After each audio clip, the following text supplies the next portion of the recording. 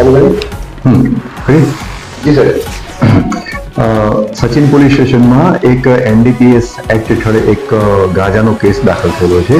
આ ગુનાની ટૂંક વિગત એવી છે કે સચિન પોલીસ સ્ટેશનમાં ફરજ બજાવતા ડિસ્ટાફના કર્મચારીની એક સ્પેસિફિક બાતમી મળેલી હતી, ગાંજાની બાતમી મળેલી હતી અને એ બાતમી આધારે આગળની કાયદેસર કાર્યવાહી કરવાની હોવાથી બે સરકારી પંચોને બોલાવવામાં આવ્યા.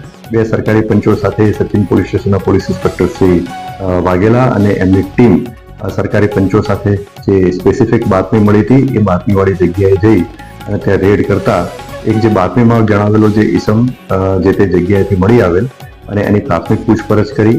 એની જે ટપરી હતી ટપરીમાં ઝડપી કરતા એક ગાંજા જેવો પદાર્થ એક મળી આવેલ હતો, જેથી આ પદાર્થની પરીક્ષણ માટે એફએસએલના અધિકારીઓને સ્થળ ઉપર બોલાવવા માટે જાણ કરવામાં આવી.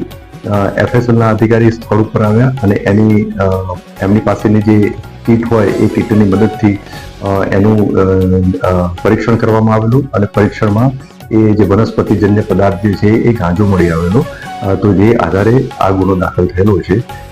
આ ગુનામાં જે આરોપી જે છે જેની પાસેથી આ ગાંજાનો જથ્થો મળી આવેલ છે એનું નામ છે શિવકાંત ઉર્ફે શિવો ચંદ્રપાણ કુશવાહા.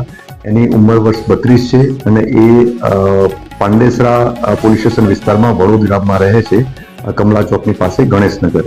અને એ મૂળ વતની જે છે એ ગામ દેવરી સે, થાના નઈગઢી અને પોસ્ટ માઉગંજ એટલે કે મૂળ મધ્યપ્રદેશનો વતની છે.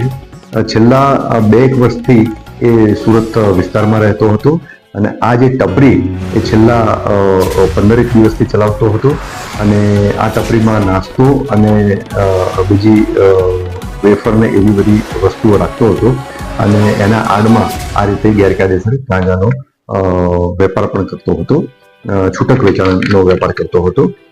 આ જે આરોપીની પ્રાથમિક પૂછપરછ કરતા એણે એવું જણાવ્યું છે કે આ જે ગાંજાનો જથ્થો જે છે મોન્ટુ નામનો કિસમ કે જેનું પૂરું નામ અને સરનામું જણાવી આવેલ નથી, પણ એ મોન્ટુ અશ્વિની કુમાર રેલવે પટ્ટીની પાસે રહે છે, એની પાસેથી એ આ ગાંજાનો જથ્થો લઈ આવેલો છે.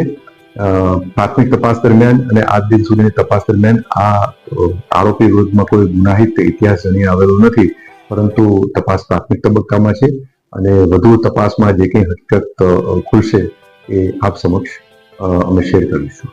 ગાંજા કેટલા કિલો મળ્યા છે કે ગ્રામ? હા, આ જે ગાંજાનો જે જથ્થો જે છે કુલ 7 કિલોગ્રામ અને 228 ગ્રામ મળેલો છે, જેની કુલ કિંમત જે છે 72,280 અને એની પાસેથી એક મોબાઈલ મળેલો છે એની કિંમત 5,000 એમ ગણી અને કુલ 77,280 નો મુદ્દામાલ